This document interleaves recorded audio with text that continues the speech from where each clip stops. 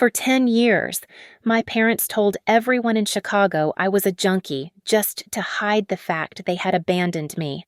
When my grandmother left me $20 million, they hired expensive sharks to paint me as a violent schizophrenic. They thought the sealed file they handed the judge would bury me, but they never expected it would make him stand up and salute. My name is Sarah Vance. I am 30 years old and standing in the center of courtroom 402 at the Cook County Courthouse. I felt less like a human being and more like a stain on the floor that everyone wanted to scrub away.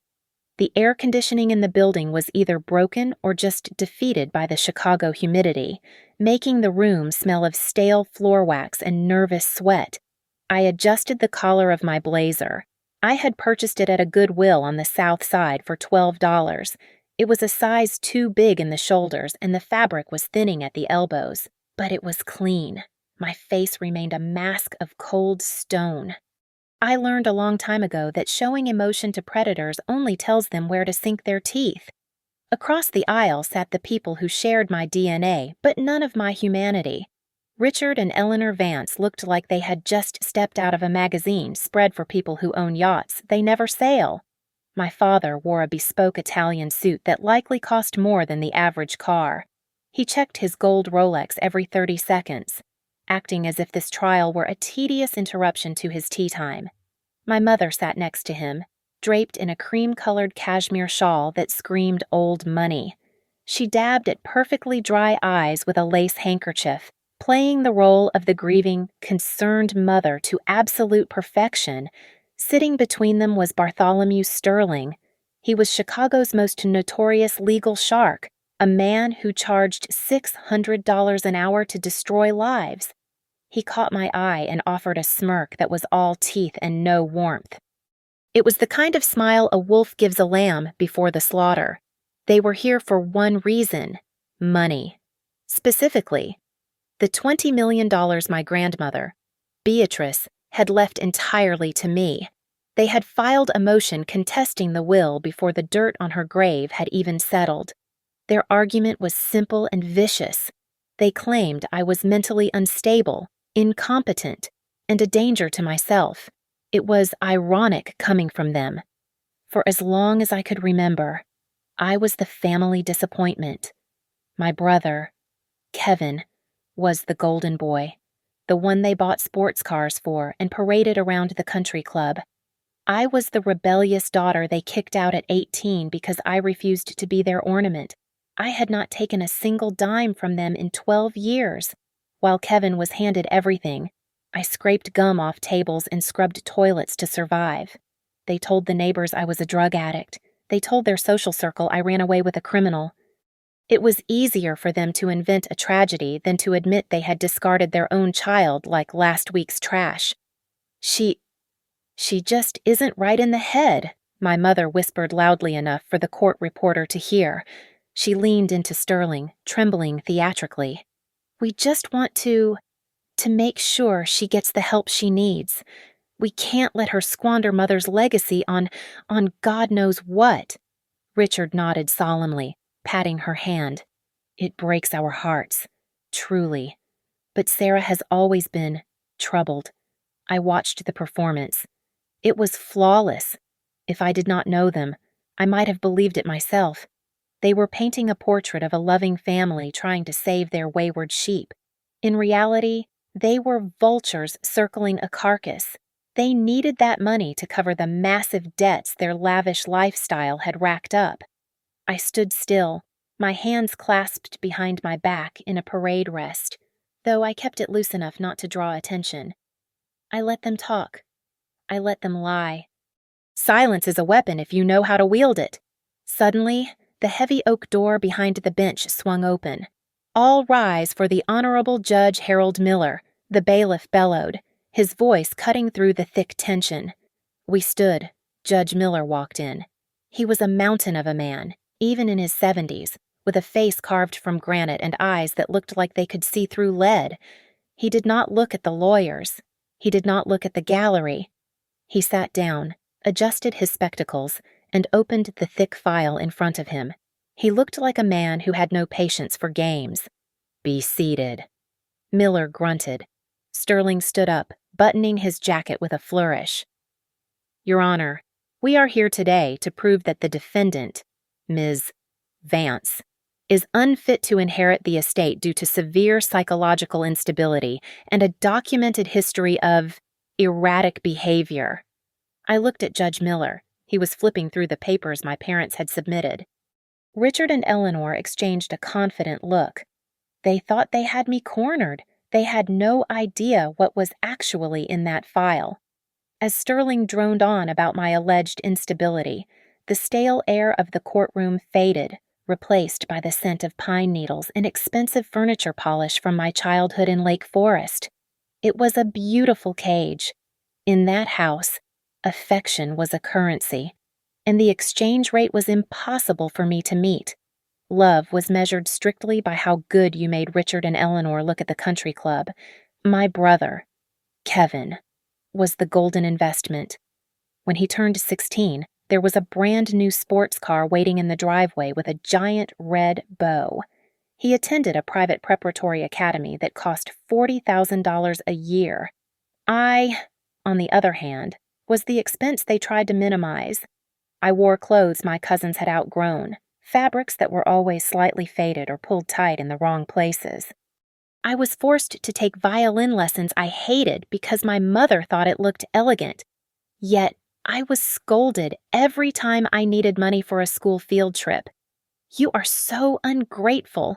My mother used to hiss at me when I asked for $20 for a textbook. Do you have any idea how much you cost us just to exist? The breaking point came the spring of my senior year. I had studied late into the night for months, fueled by cheap coffee and desperation, and I finally got my acceptance letter to a state university. It wasn't the Ivy League, but it was my ticket out. I placed the letter on the dinner table, my hands trembling with a rare spark of hope. My father didn't even pick it up. He glanced at the logo and returned to his steak. We aren't paying for that, Richard said, his voice flat and final. But Dad, I stammered, feeling the walls closing in. I got in. I just need help with the tuition. I'll work. I'll pay you back. He wiped his mouth with a linen napkin and looked at me with cold amusement. Sarah, let's be realistic. Kevin has potential. You are mediocre at best. Investing in your education is a waste of capital. It would be like throwing money into a furnace. That night, I packed a single duffel bag. I didn't take anything they had bought me, only the essentials I had scrounged together myself. As I walked to the front door, my mother stood at the top of the stairs, a glass of wine in her hand. If you walk out that door, she said, her voice slurring slightly, don't you dare think you can come crawling back. You are dead to us. I left. I walked 3 miles to the train station in the rain. I had $80 in my pocket and a fire in my chest that refused to go out. To cover their embarrassment, they spun a convenient lie for the neighbors. They told the rumors at Bridge Club that I had run off with a drug dealer, that I was hooked on heroin and living in a crack house. It garnered them sympathy. Poor Richard and Eleanor, burdened with such a broken daughter. The reality was far less dramatic and far more grueling. I wasn't doing drugs. I was scrubbing toilets on the 23rd floor of Apex Towers. I worked the night shift as a janitor and the day shift washing dishes at a greasy diner. My hands were constantly raw from industrial bleach and scalding water. I slept 4 hours a night on a mattress I pulled out of a dumpster. But the poverty wasn't what broke my heart. The moment that killed the last shred of love I had for them happened 6 months after I left. I slipped on a wet floor at Apex Towers and fractured my ribs. I woke up in the county hospital, groggy and in agony. The nurse, a kind woman with tired eyes, stood over me. We found your emergency contact in your wallet, she said gently. We called your parents to let them know you were hurt and needed a ride home upon discharge. What? What did they say? I asked, breathless from the pain in my chest. The nurse looked away, unable to meet my eyes. Your father said. He said they don't have a daughter named Sarah, and then he hung up, I laid there in that sterile white room, listening to the beep of the monitor, and realized I was truly alone. That silence from the other end of the phone line hurt more than the broken ribs ever could. Sterling paced in front of the judge's bench like a peacock that had just spotted a worm. He waved a timeline of my life in the air, a single sheet of paper that was mostly blank space. To him, those blanks were proof of my degeneracy. To me, they were the only years I had actually lived. "Your Honor," Sterling said, his voice dripping with faux concern as he walked toward the jury box that wasn't there, performing solely for the judge. "We have periods of time here 6 months, 9 months, sometimes over a year where the defendant simply vanishes. No employment records, no fixed address. We believe these gaps correspond to stints in illegal rehabilitation clinics, or perhaps incarceration under aliases." He turned to look at me, expecting shame to color my cheeks. He found none. I sat perfectly still, my breathing controlled and rhythmic. In my head, I was not a defendant in a civil suit. I was an operator in a hide site, and Sterling was a hostile target moving through the kill zone. I noted the way his left hand twitched when he lied. I tracked the pulse visible in his neck. Old habits do not die. They just wait for permission to engage. "She has violent tendencies," Sterling continued, gesturing to the thin white line running down the side of my neck, just visible above the collar of my thrift store blazer. "Look at the scarring, clearly the result of street brawls and rough living." Is this the person we trust with a $20 million estate? I resisted the urge to touch the scar. Sterling called it a street brawl. I called it a botched extraction in the Arghandab River Valley. It was not a broken bottle that cut me. It was shrapnel from a pressure plate IED that had taken the legs off my point man. They said I was missing. They said I was an addict. The truth was far more disciplined and far more dangerous. After I left the hospital with those broken ribs years ago, I did not go to a crack house. I walked into a recruiting office. I was angry. I was lost, and I needed a purpose that was bigger than my parents' approval. I signed the papers the same day. They did not know about the cold sand of Coronado. They did not know about the hell week that broke men twice my size while I refused to quit. I was part of a pilot program, a classified experiment to see if women could handle the specific hell of special warfare. I did not just handle it, I thrived in it. While my mother was telling her friends I was finding myself in some commune, I was learning how to dismantle a bomb in the dark with freezing hands. While Kevin was crashing his third sports car, I was holding my breath underwater until my vision went black. I became a ghost. I operated in the shadows, doing the dirty work that kept people like my parents safe in their bubbles of ignorance. The absences Sterling cited were deployments. The instability was the decompression time required to remember how to be human after months of hunting monsters. "This woman is a danger to society," Sterling concluded, slamming his hand on the railing for dramatic effect. "She has no career, no prospects, and a history of aggression." I looked down at my hands. They were rough. Yes, but they had built something. I was not just Sarah Vance, the runaway. I was the founder and CEO of Iron Shield Dynamics, a private security firm that contracted with the State Department to protect high-value assets in hostile zones. I had 30 highly trained operators under my command. I could have faxed over my tax returns and ended this charade in 5 minutes. My company billed more in a month than my father's failing real estate firm did in a year. But I could not do that. Not yet. Revealing Iron Shield would validate my worth based on my success, based on money and status, the very things my parents worshipped. I did not want to win because I was successful. I wanted to win because I was right. I wanted to win because my grandmother, the only person who saw me when I was invisible, wanted me to have this. I am afraid of her. My mother sobbed from her seat, clutching a tissue to her face. "You don't know what she's capable of. She has cold eyes, like a killer." She was right about one thing. She did not have a clue what I was capable of. And that was the only reason she was still sleeping soundly at night. The only reason I was standing in that suffocating room, enduring the venom of my own parents, was Beatrice Vance. My grandmother was the only person in the entire bloodline who possessed a spine. While my parents viewed people as accessories to their vanity, Beatrice saw souls. She was the one who taught me that dignity is not something you buy. It is something you forge in the fire. For years, my relationship with her was a covert operation. My parents had effectively banned me from the upscale nursing home where they had warehoused her, claiming my presence upset her delicate condition. The truth was that they were terrified she would write them out of the will if she spent too much time with me. So, I visited her the way I did everything else in the shadows. Whenever I was stateside between deployments, I would sneak into the facility at 2 in the morning. I knew the shift rotation of the night nurses better than they knew it themselves. I would slip into her room, smelling of antiseptic and lavender, and sit by her bed while the world slept. She knew. She was sharp as a tack until the very end. She saw the way I moved, the way I scanned the room for exits, the way I never sat with my back to the door. On my last visit, just 2 weeks before she passed, she had gripped my hand with surprising strength. Her fingers traced the rough calluses on my palms.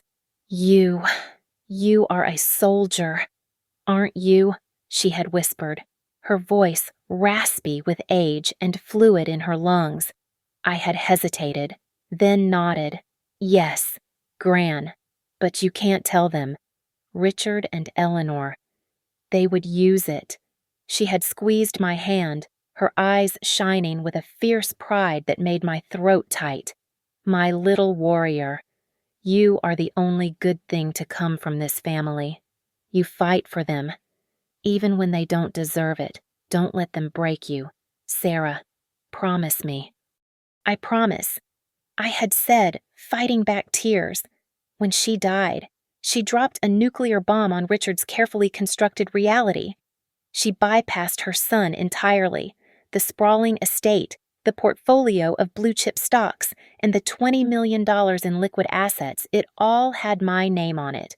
Along with the assets, the executor handed me a thick, sealed envelope with strict instructions that it was for my eyes only. My parents were apoplectic. They needed that money. Their lifestyle was a house of cards built on maxed-out credit lines and second mortgages. Without Beatrice's fortune, the lease on the Ferrari would expire, the country club membership would be revoked, and their social standing would evaporate. Their desperation made them cruel. They did not even tell me she had died. They planned to bury her and contest the will before I even knew she was gone. I only found out because a nurse named Maria, whom I had befriended during my midnight infiltrations, called me 3 days after the fact. Sarah, I am so sorry. Maria had sobbed into the phone. I thought you knew. Your father said. He said you were unreachable. He said you didn't care. I drove through the night to make it to the funeral. I arrived just as the service was starting, wearing a simple black dress, my heart shattering in my chest. Richard saw me coming up the church steps. He didn't offer a hug. He didn't offer a tear.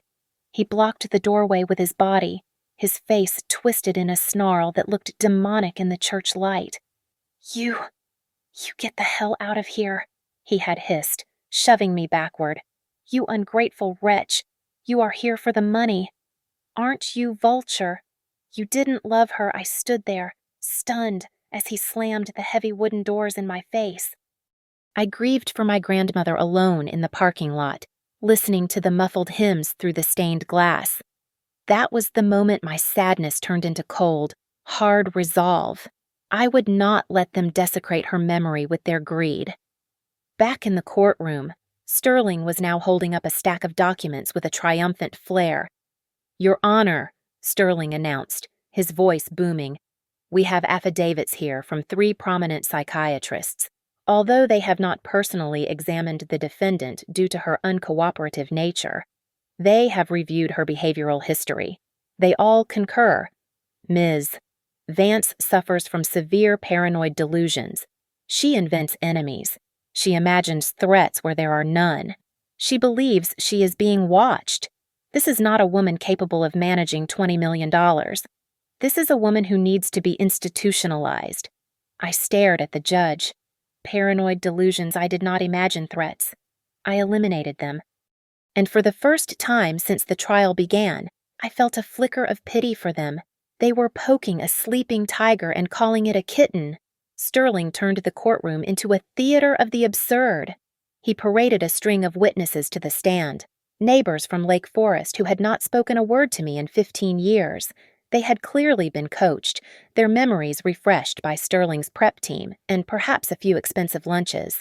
Mrs. Higgins, a woman who used to call the police if a ball rolled onto her lawn, swore under oath that she had seen me loitering with intent and looking wild-eyed and dangerous in the neighborhood.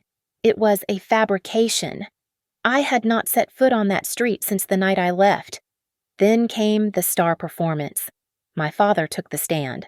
Richard sat in the witness box, looking small and defeated, a stark contrast to the arrogant man who had blocked the church door. He dabbed at his eyes with a silk handkerchief. "Mr. Vance," Sterling asked softly, "tell the court why you cut ties with your daughter." Richard took a shaky breath. I didn't want to. No father wants to lose a child, but Sarah, she became someone else. Violent, unpredictable. I was afraid for my wife's safety. I was afraid for my own life. We had to change the locks because she threatened to come back and make us pay. The gallery murmured in sympathy. I sat there, writing in my small tactical notebook. Richard Vance, hostile, fabricating threat assessment, pattern of manipulation. I did not look up. I did not scowl. I simply documented the lies. My mother was next. Eleanor looked fragile, her hands trembling as she recounted the incident with the fire. "It was Christmas Eve," she whispered, her voice breaking perfectly on cue. I came into the kitchen and the stove was blazing. Sarah was standing there. She was just watching the flames climb the curtains. She told me she wanted to watch it all burn down. I stopped writing.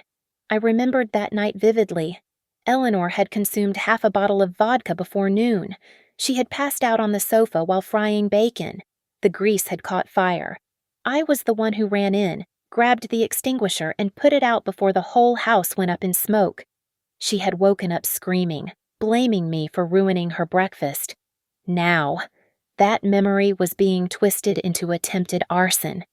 Beside me, David, my court-appointed attorney, was sweating through his cheap suit. He was a good man, young and idealistic, but he was completely outgunned. He leaned over, his leg bouncing nervously under the table. "Sarah, please," David hissed, panic edging into his voice. "We have to object. They are burying us. If you don't let me cross-examine them on these specific incidents, the judge is going to believe you are a pyromaniac. We need to fight back now." "Hold," I said quietly, not looking at him. "Let them empty the magazine."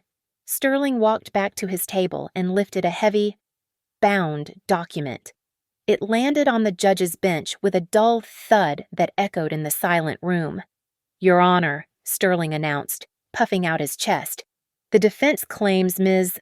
Vance is a responsible citizen. We beg to differ.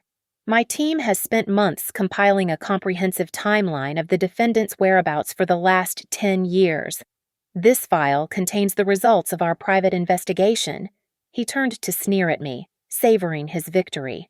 "What you will find in there," Sterling continued, "is a record of vagrancy, gaps of 6, 8, 12 months where she simply vanishes off the grid, no taxes paid, no credit card usage, no rental agreements. These are the hallmarks of a person living on the fringes of society, likely incarcerated or in illicit drug dens. We ask the court to accept this as definitive proof of her unstable lifestyle." Judge Miller looked at the thick binder. He looked at Sterling. You are submitting this as evidence of her lack of employment and stability. The judge asked. Absolutely, Your Honor. Richard chimed in from the plaintiff's table, unable to help himself. It proves she is a bum. A ghost. She has done nothing with her life but run away. I closed my notebook and placed my pen down on the table with a deliberate click. David looked at me, terrified. He thought we had just lost. He did not realize that Sterling had just handed the judge the keys to my kingdom. They had gone looking for dirt, found classified gaps, and assumed they were empty spaces.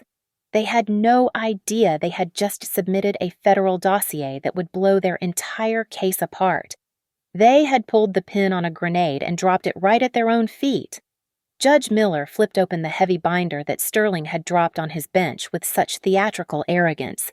The room was silent, waiting for the gavel to fall on my character. The judge adjusted his wire-rimmed spectacles, scanning the first few pages of what Sterling claimed was proof of my vagrancy. Suddenly, his hand stopped. He leaned forward, squinting at a photocopied document near the back of the stack. It was a deployment manifest that Sterling's private investigators had likely scraped from a leaking database. Thinking it was a record of an arrest, they had missed the faint watermark stamp running diagonally across the page. Miller knew exactly what that stamp meant. He looked up, his eyes locking onto mine with a new intensity. He looked at the document again, then at Sterling, who was preening like a rooster who had just crowed. "We are taking a recess," Miller announced, his voice tight. 15 minutes. I need to make a call to a federal liaison office to verify the authenticity of these documents. Sterling blinked, his smile faltering for a fraction of a second. Your Honor, surely we can proceed. The files speak for themselves. Sit down. Counselor, Miller barked. 15 minutes. The gavel banged, and the judge swept out of the room with the file tucked firmly under his arm. The bailiff opened the doors, and the tension in the room shifted from legal formality to personal hostility. My parents stood up and walked toward the defense table. Richard smoothed his tie, his confidence restored by his own delusion that the judge was simply verifying my criminal record. They stopped a few feet away from me, up close. I could smell my father's expensive cologne masking the scent of stale scotch. "Look at you," Richard said, his voice low and dripping with disdain. "Dragging this out. Embarrassing the family name one last time. You know Miller is in there finding out about your drug habits or whatever gutter you crawled out of." Eleanor stepped forward, opening her purse. She pulled out a checkbook, but Richard stopped her with a hand on her wrist. "Listen to me. Sarah," he said, "this is over. We are going to offer you a settlement. Take $50,000. Cash. Take it, walk out that door, and disappear again. It is more money than a girl like you will ever see in a lifetime. Don't make us destroy you completely." I looked at the checkbook. $50,000. It was an insult wrapped in a bribe. I looked up into my father's eyes. They were empty. There was no love there, only transaction. "You think this is about money," I said, my voice steady and cold. "You think you can buy me off like you bought your reputation?" "Don't be stupid," Eleanor hissed. "Take the deal." I took a step closer to them, invading their personal space just enough to make Richard flinch. "You have spent my entire life telling me I am nothing. You built a case on lies because you think I am weak, but you don't know who I am. Richard, you don't know what I have done, and that is the biggest mistake you have ever made." Before Richard could respond, the double doors at the back of the courtroom swung open. Heads turned. My brother, Kevin, walked in. He looked terrible. The golden boy of Lake Forest looked like he hadn't slept in a week. His shirt was untucked on one side, and his eyes were bloodshot. He didn't look at Richard. He didn't look at Eleanor. He walked straight toward my table, his gait uneven. "Kevin," my mother gasped. "Kevin, darling, what are you doing here? You shouldn't be seeing this." Kevin ignored her. He reached into his pocket and pulled out a small silver USB drive. His hand was shaking so badly he almost dropped it. He placed it on the table in front of David. My stunned lawyer. Kevin, what is this? David asked. Kevin looked at me then. His eyes were filled with a mixture of shame and relief. I am so sorry. Sarah, Kevin stammered, his voice cracking. I was such a coward, for years. I let them do it to you because I was scared they would cut me off too. But I can't. I can't do it anymore. David plugged the drive into his laptop. He clicked on a file and his eyes widened. What is on there? I asked. Everything, Kevin whispered, finally turning to face our parents, who looked like they had seen a ghost. The bank transfers, the emails. It proves they drained my trust fund 2 years ago, and it proves that Mom traced Grandma's signature on the amended will they tried to hide. It's all there. Richard's face went pale. Eleanor let out a strangled gasp.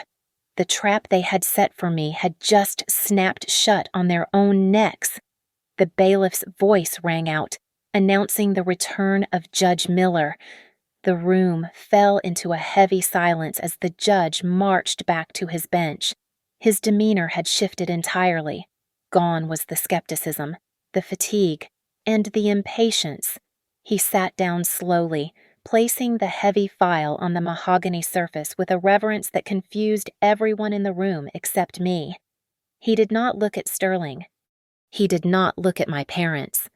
His eyes locked onto mine, and for the first time, I saw something other than judgment. I saw recognition. Ms. Vance, Judge Miller said, his voice quiet but carrying to the back of the room. Please stand. I stood up, squaring my shoulders instinctively. I have verified the contents of this file with the Department of Defense, Miller said, leaning forward. Why did you not correct the record regarding your profession? Why did you sit there and let these people call you a vagrant and a criminal? I looked straight at him, keeping my chin parallel to the floor, because the nature of my work requires absolute silence. Your Honor, my oath to the Constitution superseded my need to defend my reputation. However, the plaintiff insisted on entering my personnel file into the public record. By doing so, they have declassified my status for the purpose of this hearing. Miller nodded slowly. A faint smile touched the corner of his mouth. He picked up the gavel and struck the block once, a sharp crack that sounded like a gunshot.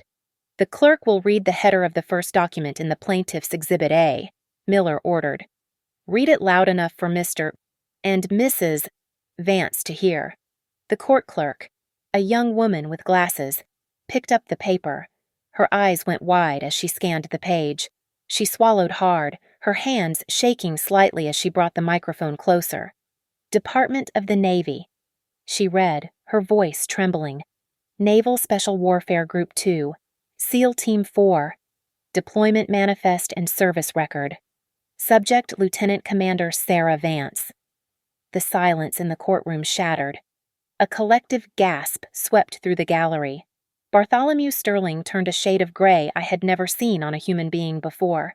He snatched the paper from the clerk's hand, his arrogance evaporating into pure panic. He scanned the document, his eyes darting back and forth as he realized the magnitude of his mistake. No, my father stammered from the plaintiff's table. He stood up, knocking his chair over. No, that's impossible. She washes dishes. She's a failure. This is a forgery. Sit down, Mr. Vance Miller roared, but I did not wait for the bailiff to restore order. The time for silence was over.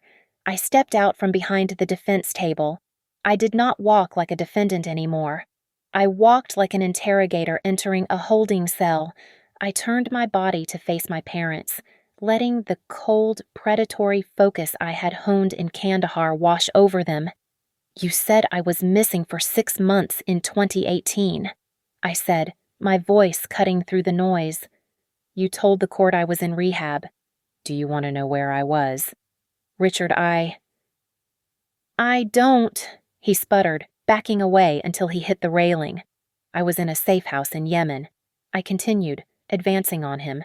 I was pulling a family out of a collapsed building while mortar fire rained down on us. And where were you? You were buying your third Porsche with the money you stole from Kevin's trust fund. That's a lie, Eleanor shrieked, clutching her pearls. She's lying. She's crazy. I pivoted to face her. She shrank back, terrified by the intensity in my eyes. And the arson, Eleanor, I asked, my voice dropping to a dangerous whisper. You told this court I tried to burn the house down. Tell them the truth. Tell them you passed out with a lit cigarette in your hand because you had finished a bottle of Chardonnay before noon. Tell them I dragged you out of that kitchen and put out the fire to save your life. I didn't, Eleanor sobbed, looking frantically at Sterling for help. Bartholomew, do something. Make her stop. But Sterling was busy stuffing papers into his briefcase, looking for an exit strategy. I turned back to the judge. They claimed I have no discipline, I said, pointing at the trembling couple. They claimed I have no honor. Yet while they were bankrupting my grandmother's estate to fund their vanity, I was serving my country. They wanted to open my file, Your Honor. Well, it is open, and it proves exactly who is the fraud in this courtroom. The room was electric. The mask had slipped. My parents were no longer the aggrieved victims. They were cornered animals, shivering under the weight of a truth they could not comprehend. David did not look like a trembling court-appointed attorney anymore. With the USB drive plugged into the court's projection system, he stood tall, fueled by the kind of righteous indignation that turns public defenders into legends. He tapped a key on his laptop, and a projected image of a forensic accounting spreadsheet filled the screens on the wall. Your Honor, David said, his voice steady. The defense submits Exhibit B. These are bank records from the trust fund established for Kevin Vance's children. As you can see, over the last 4 years, $350,000 was withdrawn in a series of unauthorized transfers. The gallery murmured. I watched Eleanor. She was gripping her purse so tightly her knuckles were white. And where did this money go? David asked rhetorically. It did not go to tuition. It went to Neiman Marcus. It went to Cartier. It went to fund a lifestyle Mrs. Vance refused to give up, even as the family finances collapsed. That is private, Eleanor shrieked, jumping to her feet. How dare you look at my credit card statements? Sit down, Mrs. Vance, Judge Miller warned, his voice low and dangerous. David did not stop there. He clicked another file. An audio waveform appeared on the screen. The following is a recording made by the late Beatrice Vance on her smartphone 3 days before she died. David announced. She had hidden the device under her pillow because she feared for her safety. The audio began to play. The quality was scratchy, but the voices were unmistakable. I don't want to sign this. Richard. My grandmother's voice came through the speakers, frail and terrified. This isn't what I wrote. Where is Sarah? Then came my father's voice, harsh and impatient. Forget about Sarah. She is dead to us. Just sign the damn paper. Mother, if you don't sign it, we are not paying for your pain medication next week. Do you hear me? You will rot in this bed in agony. Richard, stop yelling. Eleanor's voice chimed in on the recording, cold and calculating. Just grab her hand. Force the pen. She's too weak to fight. The courtroom erupted. Reporters in the back row were furiously typing on their phones. Sterling jumped up, his face flushed. Objection, Sterling shouted, though he sounded desperate. This is inadmissible. We cannot verify the chain of custody of this recording. It could be a deep fake overruled, Judge Miller snapped, looking at my parents with pure disgust. The witness who provided the evidence is the son of the plaintiffs. The authenticity is not in question. Sit down, Mr. Sterling. Before I hold you in contempt. David called Kevin to the stand. My brother walked up, looking at me with tears in his eyes before turning to the microphone. He did not look at our parents. Kevin, David asked gently, why did you give us this drive? Kevin took a deep breath, Because they are monsters. My father, he has a gambling addiction. He owes over $2 million to bookmakers in Las Vegas. He mortgaged the Lake Forest house 3 times. They are broke. They needed Grandma's money to pay off the sharks before they lost everything. They threatened to cut me off, to ruin my career. If I didn't help them verify the lies about Sarah, the illusion of the Vance dynasty disintegrated in seconds. The prestigious couple, the pillars of the community, were stripped naked before the law. They were not grieving children. They were thieves and abusers. In the chaos, the alliance between my parents shattered. Richard turned on Eleanor, his face purple with rage. You stupid woman, Richard yelled, pointing a shaking finger at her. I told you to check the room for phones. I told you she was senile, but you said she was too out of it to notice. Me, Eleanor screamed back, her aristocratic facade completely gone. You are the one who gambled it all away. You and your poker nights, I only took the money from the kids' fund because you emptied our joint account. This is your fault, you miserable drunk. Order Judge Miller banged his gavel, the sound thundering through the room. Order in this court. But the damage was done. They were tearing each other apart, accusing one another of fraud, theft, and negligence while the court reporter took down every damning word. I sat back in my chair and watched them burn. They had tried to paint me as the villain, but in the end, they were the ones who destroyed themselves. I took the stand for the final time. But I did not sit.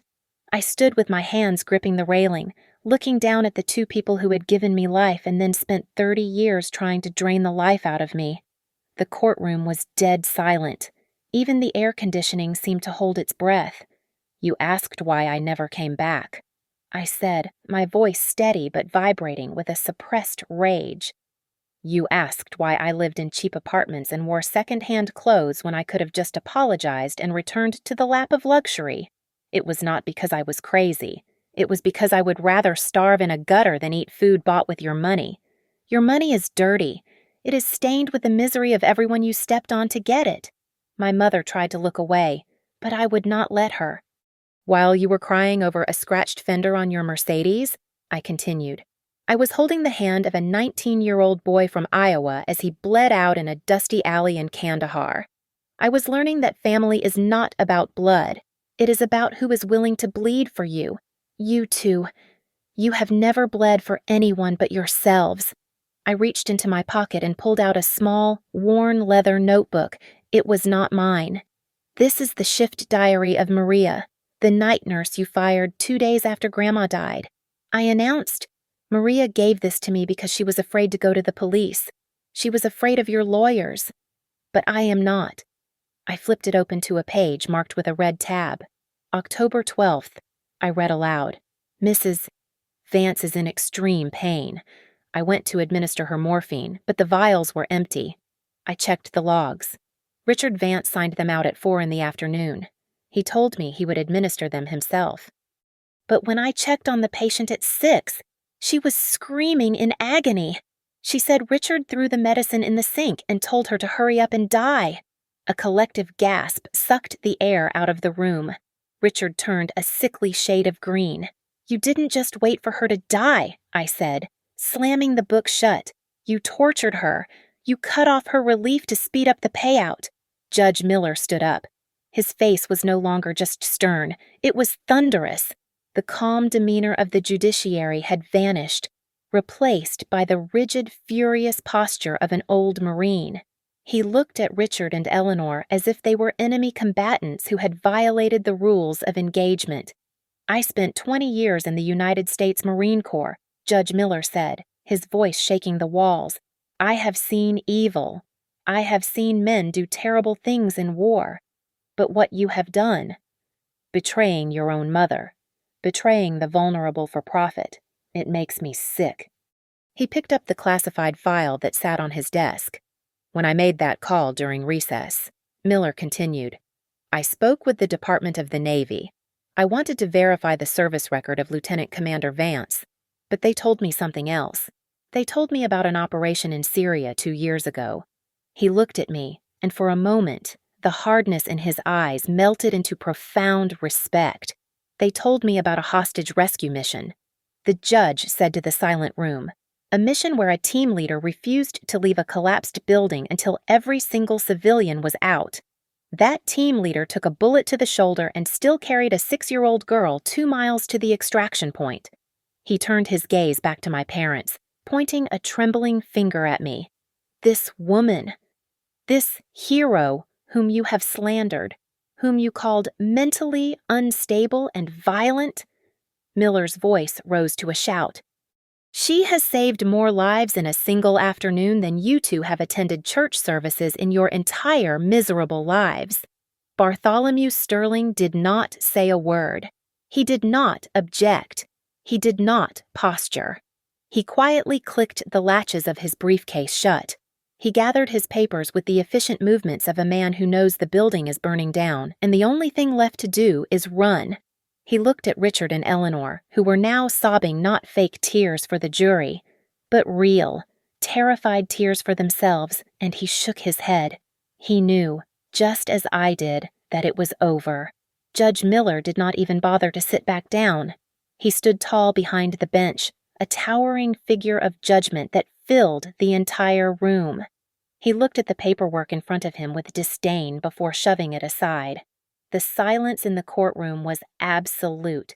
It was the kind of heavy silence that precedes an execution. I have heard enough, Judge Miller announced, his voice booming without the aid of the microphone. The court finds the plaintiff's case to be not only without merit but entirely fraudulent. The motion to contest the will of Beatrice Vance is denied with prejudice. The last will and testament stands as written. Sarah Vance is the sole and rightful heir to the entire estate, including all properties and financial assets. My parents stood frozen, their mouths agape. They had just lost the $20 million they had already mentally spent. But Judge Miller was not finished. He turned his gaze toward the 2 bailiffs standing near the wall. Furthermore, the judge continued, his tone dropping to a steel-hard command. Based on the sworn testimony, the financial records provided, and the audio evidence of coercion and medical neglect, I am ordering the immediate arrest of Richard and Eleanor Vance. The charges are fraud, perjury, and aggravated elder abuse. Bailiffs, take them into custody! Panic erupted at the plaintiff's table. Eleanor let out a high-pitched shriek as a burly officer grabbed her wrists. Richard tried to back away, knocking over his chair. You can't do this, Richard screamed, his voice cracking as the handcuffs clicked shut around his wrists. We are the victims here. Sarah, tell them to stop. I stood at attention, my posture rigid. I watched them struggle. I watched them beg. Eleanor looked at me, mascara running down her face, her eyes wide with terror. Sarah, please, she wailed, lurching forward before being restrained. We are your family. Do something. I looked at them. I did not feel joy. I did not feel sadness. I looked at them with the same detached, clinical assessment I used when observing a hostile target that had been successfully neutralized. They were no longer threats. They were just casualties of their own greed.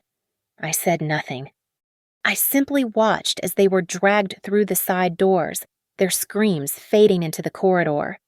The courtroom remained hushed as Judge Miller stepped down from the bench. He bypassed the clerk and the stunned lawyers. He walked straight toward me. The room held its breath. This was a breach of protocol, but nobody dared to interrupt him. He stopped 2 feet in front of me. He did not offer a handshake. Instead, he snapped his heels together and raised his right hand to his brow in a crisp, perfect military salute. Thank you for your service, Commander Vance, he said, his voice thick with emotion.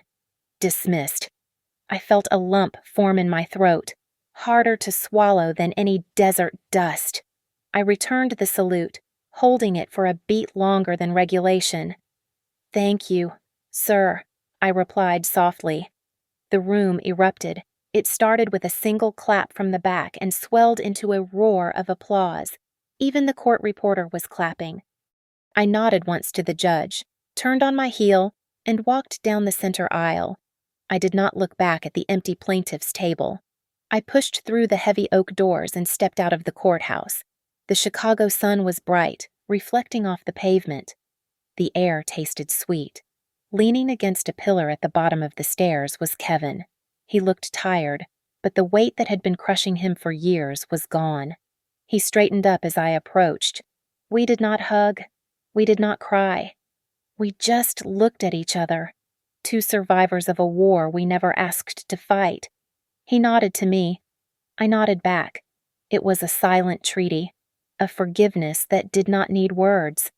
He turned and walked toward the train station, finally free to build his own life.